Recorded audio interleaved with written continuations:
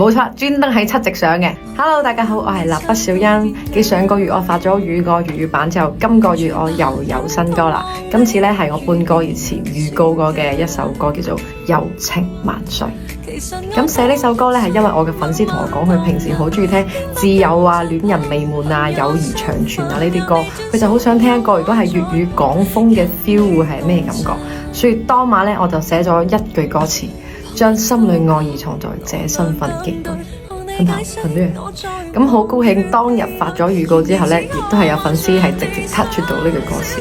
所以如果你都被 touch 到嘅話呢，呢首歌而家已經係上線咗啦，喺而家嘅七夕，冇錯，專登喺七夕上嘅。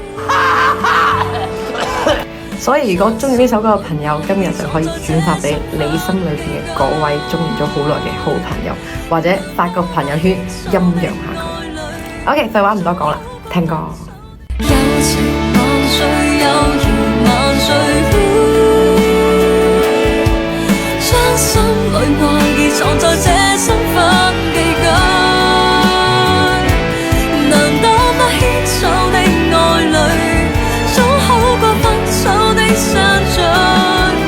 留下我在你身邊，永遠等待。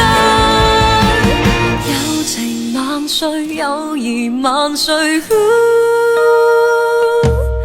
將這個愛侶留在你身邊寄居。